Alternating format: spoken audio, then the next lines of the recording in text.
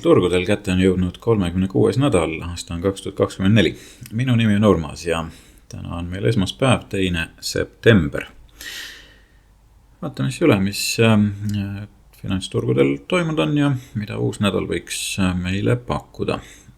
Eelmisel nädalasel S&P 500 futuurid enamasti avanesid seal positiivse poole peal, eriti just nädala teine pool.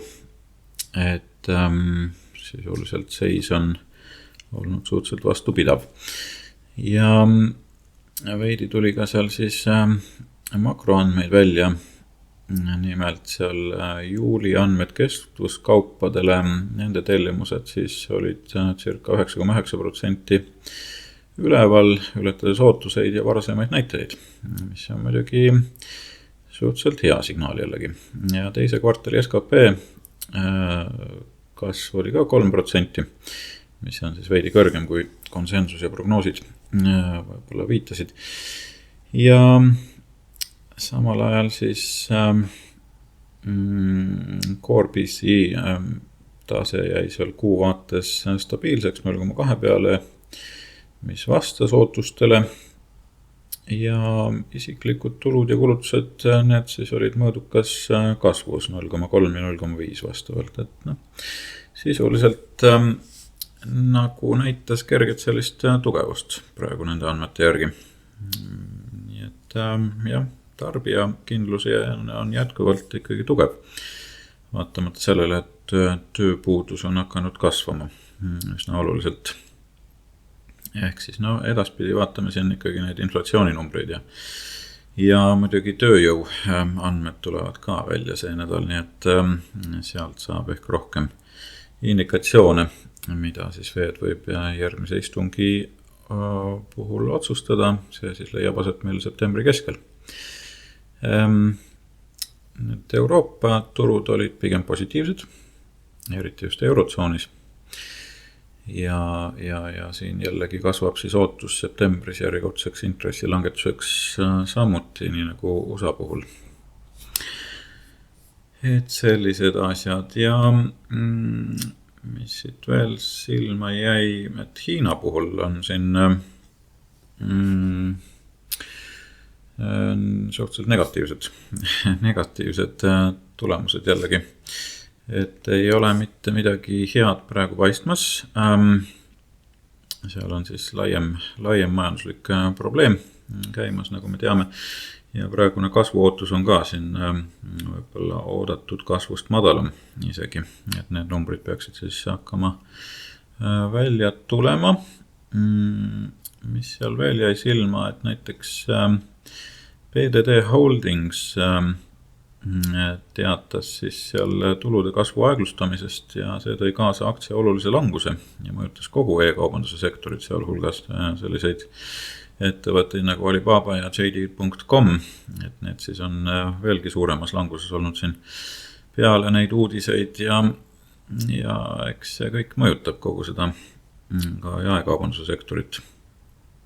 Et tasub Hiina suhtes ikkagi olla ettevaatlik, et ma olen sellel positsioonil olnud juba päris mitu aastat siin, et ei ole hetkel ühtegi positiivset märki näha olnud sealt poolt.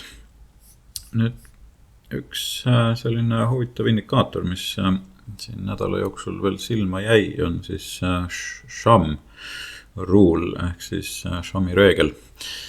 Et see on selline majandusindikaator, mis näitab siis tegelikult aeglastumise võib-olla algusfaasi suhteliselt hästi või on näidanud minevikus, ega me ei tea, kas see tulevikus ka nii toimib, aga põhineb ta siis töötuse määra muutustel.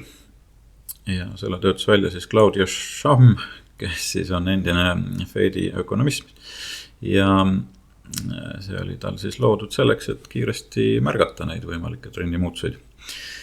Ja kuidas see siis töötab, on see, et annab siis märku majanduslangusest, kui töötuse määr 3 kuu libiseva keskmise osas tõuseb 0,5% punkti või enam võrreldes eelneva 12 kuu madalaima punktiga. Ja see tähendab, et siis töötus järsult on hakanud tõusma ja viitab võib-olla siis märkimisväärsele majanduslangusele. Et nagu meil siin praegu on näha, et siin on tegelikult pikem ajaloovaade, aga praegu on see siis tõusnud 0,53 punkti peale, ehk siis hoiatus on üleval. Ja eelmistel kordadel, kui ta nii kõrgele siis tõusis, on järgnenud ka majanduslangused, nii et ta on üsnagi täpne indikaator olnud. Et vaatame, kuidas siis seekord asi välja mängib. Ja mis siis veel, et kui nüüd mõelda selle peale, et kuidas peale intressi esimest kärbet on aktsiaturud käitunud siin esimesel ja järgmisel aastal peale seda kärbet, et siin on näiteks toodud siis 8 eelnevat korda ja nendeks siis enamasti on olnud siis turg siiski kasvus, välja arvatud 2001 ja 2007.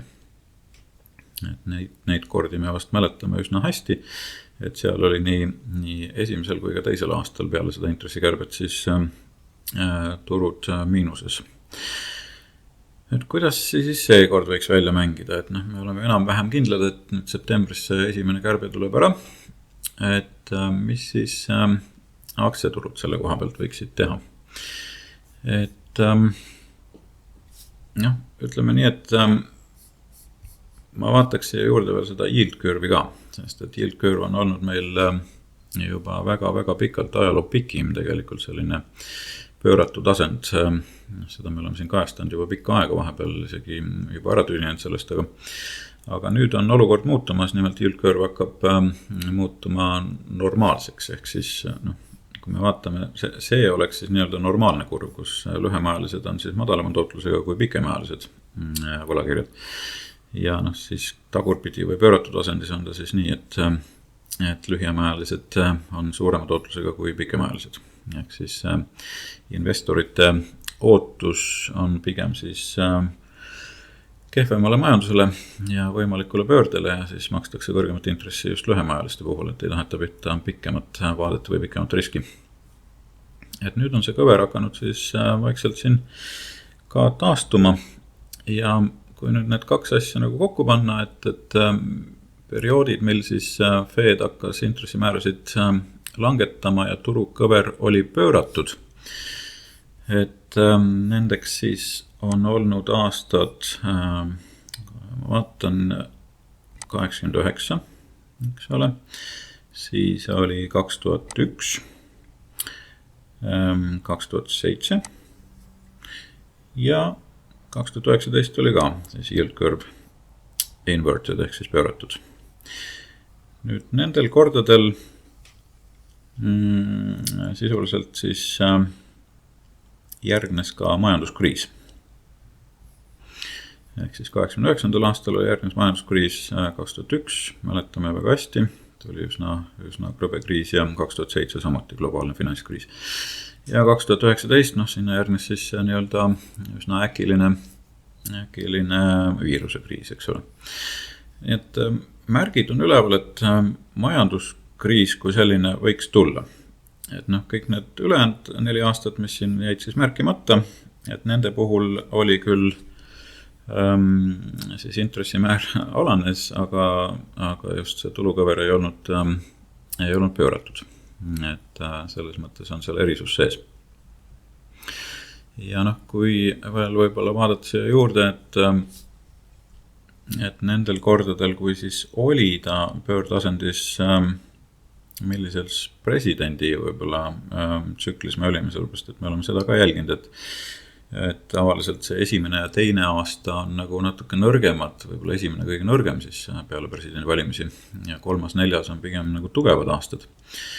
Et siis see võib-olla siin nii olulist rolli ei mänginud, siin 89 oli siis presidendi valimiste esimene aasta, et sealt tuli arusaadav, et olid turud võib-olla natukene nõrgemad ja siis 2001 oli 4. aasta, millele järgnes siis nüüd uus presidendi valimine ja sealt tuli jälle esimene, 2. aasta, et siis see oli ka suhteliselt nõrk periood.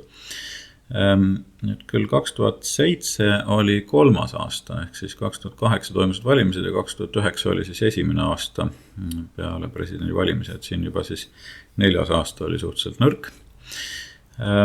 Ja 2019 oli ka 3. aasta, ehk siis 2020 oli presidendi valimised ja 2021 oli siis esimene aasta, mis oli ääretult tugev, aga seal oli siis teatavasti ju väga tugev stimulatsioon riiklik. Nii et see asi võib-olla nii hästi meil siin paika ei pea, küll aga viitab see võimalikule siis majanduslangusele ikkagi tänases situatsioonis üsnagi tugevalt. Siin siis veel eraldi välja toodud need võimalikud aastad. Ja yield curve on siis jah, nagu me siit näeme, et ta on allpool seda nulljoont. Nii et praegu on ta hakanud siis normaliseeruma. Ja vist eelmise nädala seisuga juba jõudiski enam-vähem sinna nulli või isegi plusspoolel. Nii, mis veel uudistest? Et supermikrokompuuter jäi mul silma, et see on üks, kuidas teda siin kutsuti, Super Mario ettevõtteks. Et andmekeskuste operaator ja mida peeti siis investorite poolt aasta alguses üheks suurimaks AI buumi kasusaajaks ja viimase 5 kuu jooksul on ta kaotanud circa poole oma aktsiaväärtusest ja sellel nädalal siis läks olukord veel hullemaks siin viimase nädala jooksul. Nimelt teisipäeval avaldas kuulus aktivistlik lühikeseks müügifirma Hindenburg Research siis hävitava raporti ja seal tõid nad välja, et SMCI aktsia siis on või ettevõte siis manipuleerib oma finantsnäitajaid. Ja tegelikult ta sai ka USA järelevalveameti ehk siis SEC-i poolt üsna olulise trahvi seal 2020 aastal ja raamatupidamisreeglite rikkumise eest vist $17,5 miljonit määrati neil trahviks. Ja nüüd tuli välja, et ettevõtte palkas siis selle skandaaliga otseselt seotud juhid uuesti tööle. Ja mis siis veel oli tulla valas, et supermikrokompuuter siis samal päeval teatas, et nad ei suuda oma aastaaruannet õigeaegselt esitada ja vajavad pikendust. Ja enamik investorid vaata muidugi sellisele asjale sugugi mitte hästi. Ja hind siis kukkus päris kõvasti kolinal selle nädala jooksul. Circa 28% siis viimase 5 päeva jooksul. Hind langenud. Et kui siin tipus oli ta peale $1200 piiri, siis nüüd ta on 437 peal. Et tasub olla ettevaatlik, jah. Et see ettevõte ei pruugi nagu võimalik, ei pruugi ausalt asju nii-öelda avaldada. Siis Nvidia oli muidugi fookuses eelmise nädalal ja kogu investeerimismaailm hoidis seal hinge kinni võib-olla. Et mis sealt siis tuleb, et loomulikult tulemused olid ilusad, et kasum ja tulud ületasid siis prognoose, et see oli muidugi hästi, aga siis Blackwell kiibi turule toomisega on aktsia muidugi natukene siin langusesse läinud, et seda võis ka arvata, et ta hetkel võib-olla siis kõrgemale ei lähe, nagu eelmine nädal siin kergelt arvasin, jah, juhtuvat, et kuigi see raport ei sisaldanud midagi siis ootamatut välja arvatud, siis võib-olla uue 50 miljardi suuruse aktsiate tagasiostmise loa andmise, mis on muidugi positiivne, et siis tegelikult aktsia hind langes, aga siin on nagu põnev tagasivaade siis sellele, kuidas aktsia on viimase 2 aasta jooksul käitunud ja kasvanud, et tõepoolest see kasv on olnud üüratu ja üsna kiire. Siin küll nädalases meil on nüüd kerge selline müügihoiatus ka aset leidnud, et eelmine kord, kui see müügihoiatus siis aset leidis, oli kerge selline külgliikumine, et kasv peatus, aga suuremat langust sealt ei järgnenud. Ja vaatame, kuidas seekord siis asjad välja mängivad, aga eelmine kasvuhoiatus tuli siin tegelikult juba 2022 suvel. Et jah, selline pilt siis. Nüüd jah, võib-olla sealt retuusida maailmast ka uudiseid. Lululemon, mida me oleme siin ka jälgimas ja jälginud pikemat aega, et on olnud üks oma valdkonna teerajaid ja viimase 2 aastakümne edukamaid jaemüügifirmasid tegelikult, siis viimasel ajal on see ettevõtte raskustes olnud, nagu me siin aktsiahinna liikumisest ka oleme näinud. Ja ettevõte teatas siis neljapäeval küll kasumist, aga see jäi analüütikute ootustele alla. Ja olid nad siis sunnitud ka vähendama oma aasta ülejäänud osa turuprognoosi. Ja juhtkond märkis ka, et nõrgale kvartali tulemustele avaldasid mõjuprobleemid poe sortimendi valikuga ja uue Breeze-Through leggings liigi ebaõnnestunud turu toomisele. Et seal on üsna palju probleeme neil nädal tekkinud ja muidugi kliendid sellele on negatiivselt siin ka tagasisidet andnud. Lululemoni aktsia on endiselt umbes 50% madalamal oma tippväärtusest, ehk siis siin nüüd võib-olla viimase aasta vaade, aga jah, seal tipust siis aasta alguses, mis oli peale 500, on ta nüüd siin 259 peal reedese seisuga peatunud. Nii et jah, circa pool oma kasumist või oma väärtusest kaotanud selle aega. Nii siis, aga veel Apple'ist ka, enne kui läheme siin graafikute juurde. Apple'i puhul selline lugu, neil järgmine nädal siis tulemas järgmine tooteesitlus. Arvatavasti tuleb seal siis järjekordne uus iPhone, mis on suure tõenäosusega samasugune klots, et ega seal suurt midagi muutumas ei ole ja Apple Watch ilmselt uueneb ja võib-olla ka kõrvaklapid, aga midagi väga olulist ja muidugi tarkvarauuendused, mis on siin suvel juba välja kuulutatud. Et 10. september teisipäeval siis see üritus aset leiab. Nüüd iseenesest september sesoonselt on Apple'i jaoks olnud üsnagi nõrk kuu, et eriti just siin viimastel aastatel on päris palju aktsia väärtust kaotanud septembrikuu jooksul, et just need viimased 4, nagu me siit näeme, siis on suur miinus siin. Et kuidas nüüd see aasta asi välja mängib, siin varasemalt on muidugi olnud ka edukamaid aastaid, aga just viimane periood on olnud hästi negatiivne. Nii et tasub olla valvas selles osas ka. Aga hetkel aktsia on siiski suhteliselt hästi vastu pidanud võrreldes seal teiste seitsmiku ettevõtetega. Nii et olgugi, et siin on selline vastupanu ees, 237 peal, kui me eksi, on praegu see eelmine tipp. Nii et tasub seda jälgida, aga jah, september kipub olema suhteliselt negatiivne Apple'i jaoks. Nüüd graafikute juurde minnes, siis vaatame, mis meil siit silma jääb.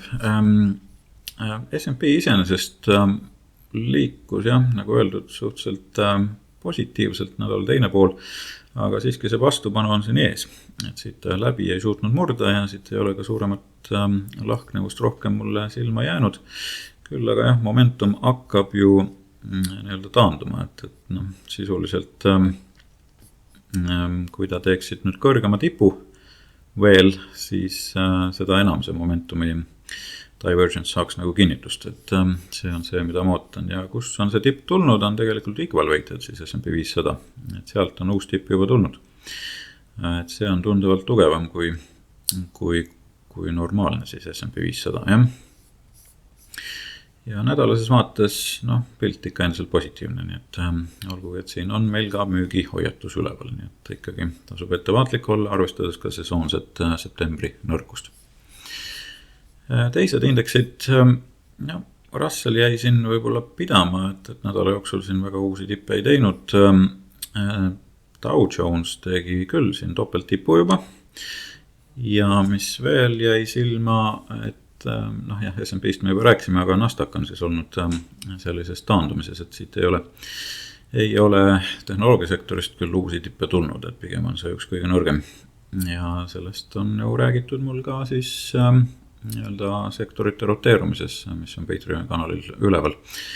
Et kes veel ei ole kuulanud, siis tasub minna kuulama.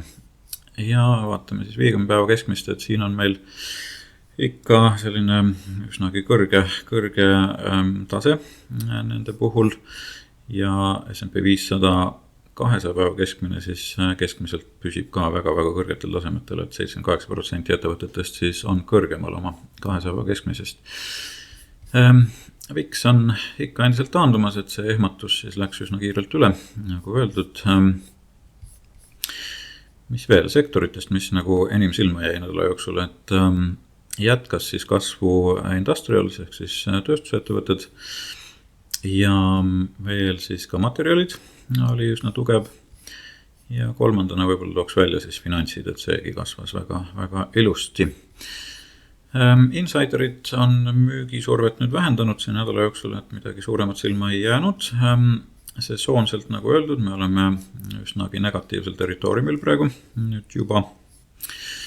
Ja mis see nädal iseenesest statistiliselt on meile pakkunud, et 2. kuni 8. septembrini siis on enamusel viimastel aastatel ikkagi olnud müügisurve ja kõige enam siis viimase aasta jooksul 2,9% keskmiselt on hinnad langenud. No vaatame, kuidas see aasta välja mängib, et see on statistika ja ei pruugi alati nii minna, aga siiski valvast tasub olla septembri suhtes, jah. Ja siin siis ka tegelikult pikem vaade, et aastast 1928 kuni 2023 on siis september olnud kõige kehvem kuu ikkagi läbi aegade.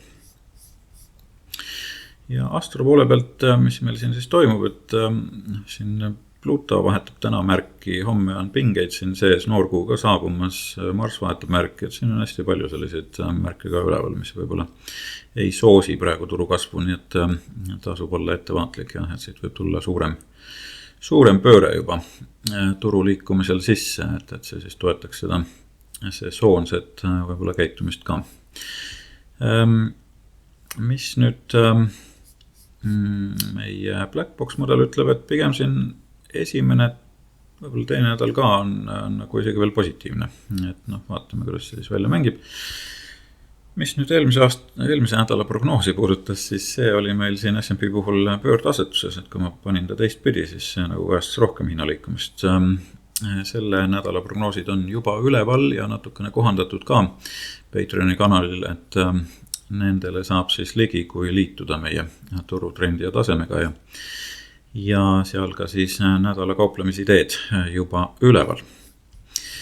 Kulla puhul ka sai prognoosi natukene muditud, et see tsükkel, mis siin viimasel ajal töötas, lakkas tegelikult töötamast, et siis tuli teda värskendada ja nüüd uue nädala puhul ta töötas päris ilusti, et siin reedel sai mul ka väikene lühikene tehing tehtud päevasiseselt ja see töötas väga ilusti.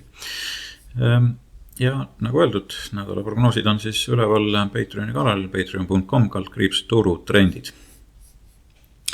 Mida siis uuelt nädalalt oodata, et nagu öeldud, täna esmaspäev on siis USA turud suletud seoses Labor Day pühaga ja peamine tähelepanu siin keskendub tööturule ikkagi, jah. Et uue nädala alguses siis avaldatakse olulised aruanded seal erasektori poole pealt ja nädala tähtsündmus muidugi siis reedene non-farm payroll ehk siis augusti tööhõive numbrid tulemas välja. Ja sellest siis sõltub ka tõenäoliselt Fedi järgmine otsus üsna tugevalt. Lisaks siis majandusandmeid ka siin välja tulemas, et tehnoloogiasektorist näiteks on Broadcom ehk siis AVGO, siis ka HP, Zscaler, mis meil on siin jälgimise all, jah, nagu öeldud teisipäeval ja siis ka Samsara ehk siis IoT. Ja retaili koha pealt ka siis Dollartree, Big Lots ja Dick's Sporting Goods ehk siis DKS on välja tulemas numbritega ja siin siis ka suuremad nimed, kes võib-olla võiksid olla huviorbiidis meil nädala jooksul. Niiviisi, aga vaatame siis võib-olla graafikutele ka peale natukene siin. Et S&P puhul siis, mis meil pöördepunktidest silma jääb, et esimene pöördepunkt siin kohe teisipäeval homme ja järgneb neljapäeval siis 5. septembril. Nii palju siis nendest, nagu öeldud, me oleme siin vastupanu lähedal ja võib-olla tasub olla ikkagi valvas. Nüüd kulla puhul, mis meil siit silma jääb, et siin on natukene kohandatud, et siin järgmine pöördepunkt on tulemas homme, teisipäeval. See võiks olla siis praeguseks hetkeks põhi ja uus tipp võiks saabuda neljapäeval, siis 5. septembril. Bitcoini vaadates trend endiselt negatiivne, käib ja pumpab seda toetuspinda siin, et aga pilt suhteliselt punane praegu. Ja sama punane on ka Tallinna börs, et ei ole siin ka midagi ilusat toimumas. Ja uued kauplemisideed, nagu öeldud, siis on üleval meie Patreoni kanalil, neid saab sealt jälgida, võib-olla kui siin suuremaid vaadata, nagu öeldud, Apple on siin üks tugevamaid olnud, et teised on enamus ikkagi suhteliselt negatiivses foonis praegu, selle 7 poole pealt. Võib-olla Netflix on ka üks tugevamaid, kes on siis püsima jäänud, Tesla samuti on negatiivses foonis. Ja PayPal siis on ka üks tugevamaid, aga siit on tulnud nüüd kerge müügihoiatus ka, nii et tasub olla ettevaatlik, et ta on peaaegu vastu seda vastupanu ka. Et võib-olla selleks korraks on see kasv siis ühele poole saanud. Sellised lood siis, aga põhimõtteliselt meil peaks tulema ka kohe uus S&P signaal, eelmine signaal pidas ilusti paika, et see pigem oli siis positiivse poole peale ja vaatame siis, mis uus nädal toob, et sellest siis juba Patreoni kanalil ka võib-olla lähemalt, kui siit midagi olulist hakkab silma paistma. Nii et püsige lainel ja edukat nädalat, kõike head teile!